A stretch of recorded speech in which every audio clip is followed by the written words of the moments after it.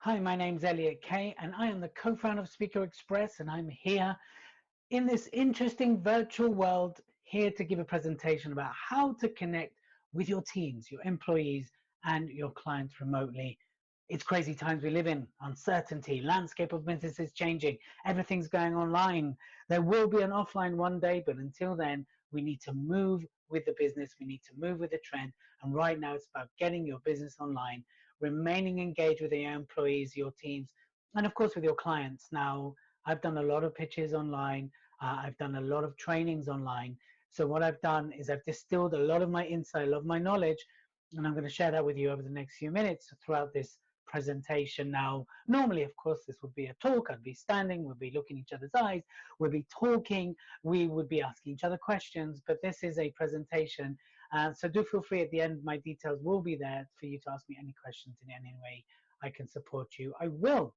So I am the co-founder of Speaker Express, and what I really want to do is help you to keep focused in your business. And the way I want to help you keep focused in your business is for you to be able to run effective, engaging meetings, presentations, pitches. I mean, pitches is a whole different talk online.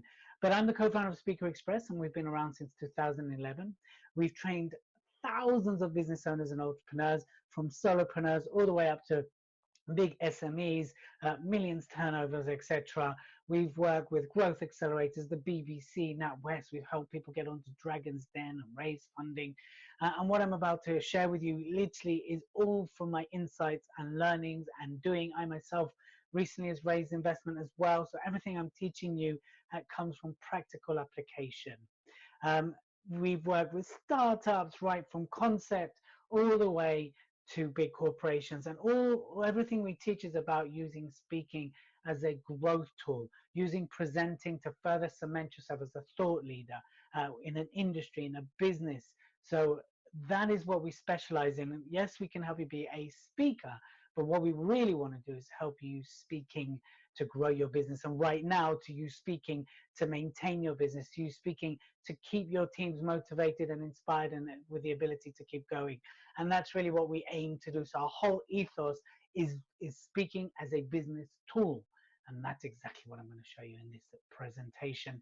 My name is Elliot Kay. I'm the co-founder of Speaker Express. I'm also the lead trainer, and I've got a lot of the IP in the business. I know it says 6,000 hours, but I actually have over 7,000 hours now, and that needs updating. I'm the best-selling author of a book called Power to Succeed, and our fourth book, or my fourth book of the year, will be coming out this year, and that will be Speak to Grow Your Business.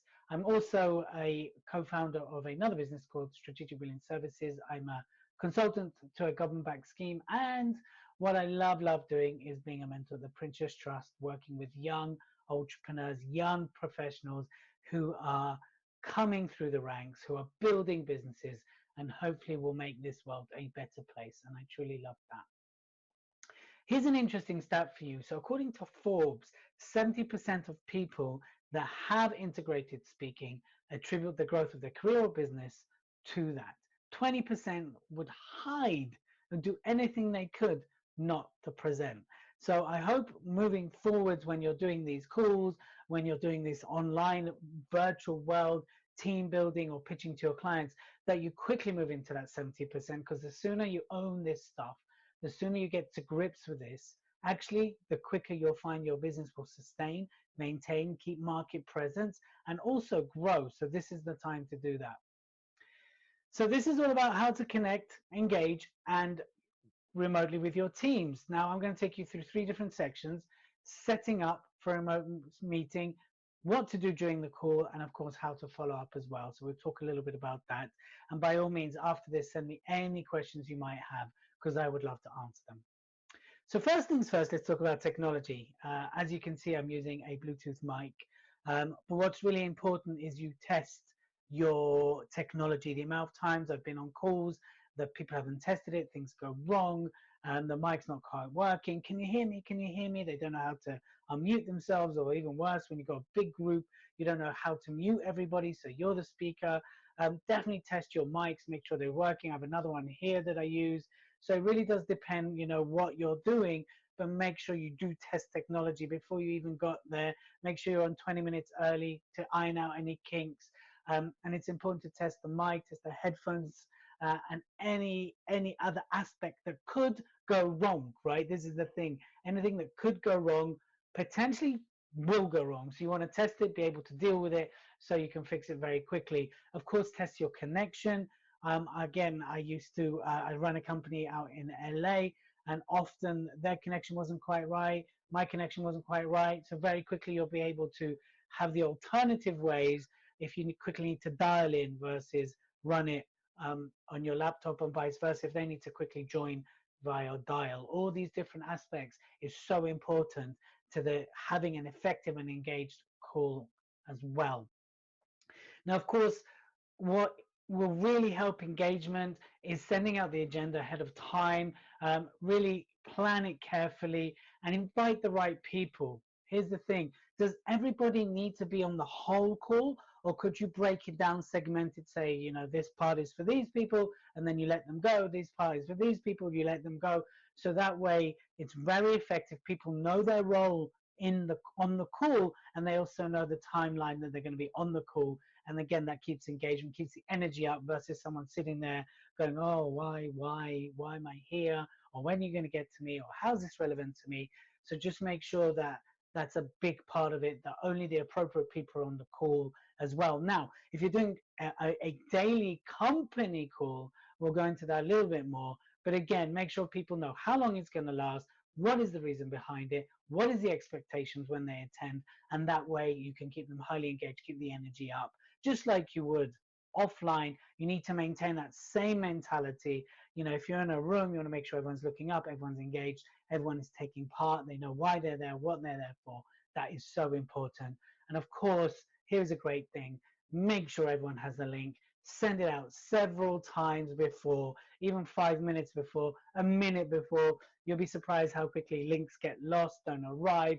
And again, that allows you to start on time. You're not faffing around, you're not having interruptions, and you're just getting going, which is a big key to keeping people engaged. The next part of it, of course, is during the call, and this is really important part of it. So you've got going, everything's working very well. Here's what we do. We start with what is the buzz? And that's really everybody going around sharing what is the buzz on the project they're working, what's the buzz in their teams, what's the buzz if you're talking to clients, right? What is the buzz in their business? So it gets everybody off to the right way, what's going on, puts people into a bit of a success mindset, and really helps people work together and gets people understanding what they're working on, especially when they're remote. It's, what's the buzz? Well, I've been inside my office all day, but actually what's the buzz is I've completed XYZ. Now, if you're working with teams, sometimes having a what's the buzz session twice a day really works. I did some work with the NHS up in Liverpool, the blood bank, and they really struggled with connection, and they really struggled with team unity, and they always felt that they only heard from each other when they were complaining about something. And we actually introduced buzz sessions, daily buzz sessions. So 10 minutes in the morning, what's the buzz? You only bring in what went well the day before, what did you work on that worked out, and that really transformed the whole team culture by doing what's the buzz twice a day. So you can consider that. You might not want to do that with clients though, but definitely think about having buzz sessions on a regular basis if you're not already. The other thing, of course, to do when you're on the call is set up a code of conduct. How's it going to work in terms of who speaks when, that you're going to mute people and then you'll unmute them when they need to talk. People need to know that. What's the way of asking questions? Do they put their hand up, which you can with Zoom? Or do they type it in the box and you'll read it out? Do they send it to you personally? Or do you unmute everybody? Now that can be a nightmare if you've got lots of people on the call. So if you unmute everybody, then how do people ask questions? Do they wave? Do they say, I have a question and wait to be addressed? So really think of your code of conduct. How do people offer their opinion? Do they have to wait to be asked? Do they then volunteer it? How do they volunteer it so it's not disruptive? And of course, what you want to do on a regular basis is, of course, ask for feedback, How did we find that? Can everybody give me a yes if they understood it? You know, get people typing. That allows people to stay engaged. That means they're listening. But of course, if you're asking for feedback, you need to work out an order of asking people for feedback. Like you would go around the room, you ask people for feedback. So, okay, I'm going to come to you next. Can I have your feedback? Take note of it. Now, of course, you can record this, and then you go to the next person. So what's the way to give each other feedback? Make sure little things like phones are on pilot, that the people have switched off their emails, their social media, anything with notifications. There's nothing worse than you're doing a talk presentation and you hear that email ping ping come, or that WhatsApp message come through. Ask them to switch it off completely. You need to decide on that code of conduct. And of course, just agree how to speak to each other. It's different online. Things can seem short, rude. If people, you can't hear their face, you can only hear their tone, then that can affect things. So just have a whole code of conduct on how to address each other. You can make it a formal document, depending on the business that you want, or you just introduce it when you are holding the call. When you are doing the call, of course, introduce why everybody is on the call. Make sure they're aware of that. They know how to be on the call, but more importantly, what is the goal of the call? What's the outcome everyone's hoping for? How long it's going to last? And remind people why they're on the call. And then, of course, when you're wrapping up, you check up on that as well. Here's the key thing about being engaging on the call, right? This is really important. Some of this might be basic. I mean, in fact, some of this might be basic for all of you. So I hope you take it as a reminder. But this is some of the ways to be engaging on the call or on the virtual meeting. So first of all, have fun. If you're having fun in a respectful way, especially when you're dealing with clients, but even with your teams, if you're having fun, they're going to have fun. They're going to relax. Everybody that's going to pick up your vibe, have fun with it. Watch your pace. The tendency is to really talk really, really fast because we're not getting feedback, right? We're not getting feedback, so we talk really fast because actually you think maybe people are interested. It doesn't work, right? Really keep an eye on your pace. Slow down. Embrace the pause. Don't be scared to go, think about that. Or let's just take a second to process that. Read the slide. Is everyone with me? Have we got any questions? Yes, really learn to embrace the pause, and that will make you highly engaging as well. Think of your tone. You know, are you really, really, I know below it says appeal to all learners, but you have to understand your tone when you're presenting as well, right? So when we speak really fast and very high, we're in what is known as our visual. That's where we describe things. I went to the shop, and then I went to the shop. This person came in front of me and they said, oh my God, there's no toilet paper. I can't believe no toilet paper, right? So that's the visual. But when you want to make a point, you go into the auditory part of your voice, and that's the authoritative part. Say, look, unless we lock this down and we get serious with this, this situation will consume us and take us apart. So that's the auditory part of your voice. And the kinesthetic is when you want to let people really feel things. So you slow it down and go, let's just think about that. How would you feel if they did that to you? And that's really about slowing it down, getting people to feel that. So really be aware of how you use your tone and what is your natural tone, because actually we all learn and we all process things in a different way. So that's why it's important when you're doing presentations online or when you are connecting with your team or you are pitching, that you understand that the person on the other side has different ways of processing the information, and they learn differently, right? You've got your auditory learners, so there's people that learn by hearing. You've got your visual learners, the people that learn by seeing, and then you've got your kinesthetic learners, and they're the people that actually learn by feeling things. That's why they get people always touching things in your house, and they need to touch things. So they're going to be the hardest to really engage, and you have to find a way to do that for you to keep their attention, to keep the momentum, to keep their attention. I said that twice because it's really important. So really be aware of that as well. The other part, of course, is plan the interaction. So go type in your questions, any feedback, give me a thumbs up, give me a Y, give me a no. I know this can seem a bit cheesy, but it's so important because our attention spans are so short. The more we're answering questions, typing, the more we're responding to things, the more engaged people will be in your presentation, the more they're going to listen, the more you can do that, the more enrolled they're going to be in what you're saying and how you're saying it. So please plan interactions. Also keep your slides simple. This is what I've done today, not too many intros and exits, especially when doing online. The broadband connection might not be able to process it. Just keep it clean, keep it simple, keep it easy, and keep it going. And of course, where appropriate, use visual examples like we had the beeve and the buzz session. If you need to, have those little bits, just make sure it's appropriate, make sure the images are appropriate, be sensitive to the people who you're presenting in front of as well, because you never know what's going on in their world. So just keep that in mind as well. As we're wrapping up, right, as you get towards the end of the call, have a clear ending signal. It's coming to the end. So actually, we are nearly at the end of our presentation here today. Let people know that. And just before I wrap up, I have I can take 2 or 3 more questions, or I can take 5 minutes worth of questions. And that way people can ask the questions if they're not clear on anything. And of course, make it okay for people to reach out to you after the presentation as well.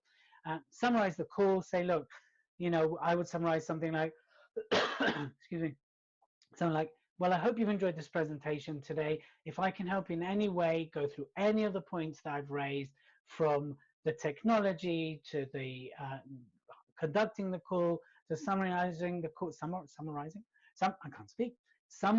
the call, then please ask the question so I can help you now, right? And moving forward, please feel free to reach out to me, right? Those are the ways you could summarize the action steps.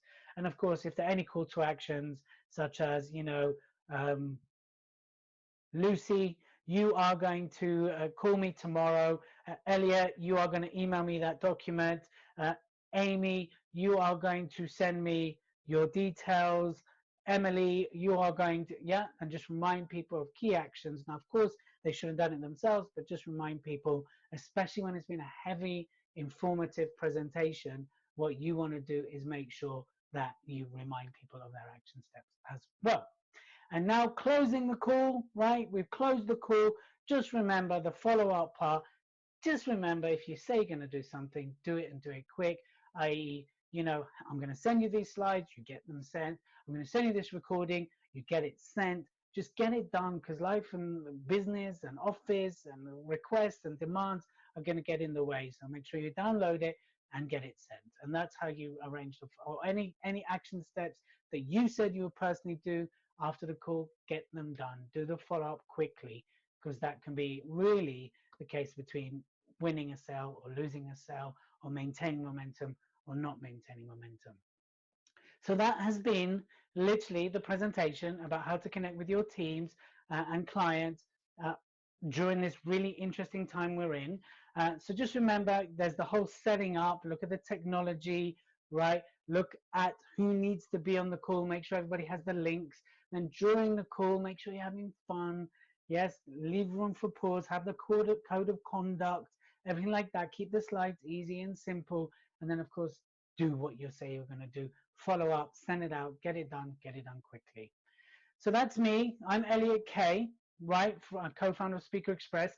If you do want a copy of these slides or feel I can support you in any way, please just ask, okay? You can send us an email at hello@speakerexpress, or feel free to reach out to me directly. We do have an office number, but that is my mobile, so feel free to send that to us. And of course, you can follow us on all the relevant social media.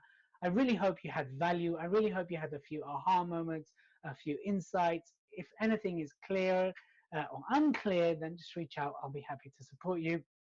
And of course, thank you very much to all the companies that invited me to speak today, but especially to Lucy, who invited me to do this talk. Originally it was going to be a breakfast talk, but we've adapted it to be a very short, sharp, and snappy presentation. I hope you all stay well, stay healthy, and I hope this passes soon so we can connect in real life. Till the next time, thank you very much. Elliot Kay here. Be seen, be heard, and always use your voice for good.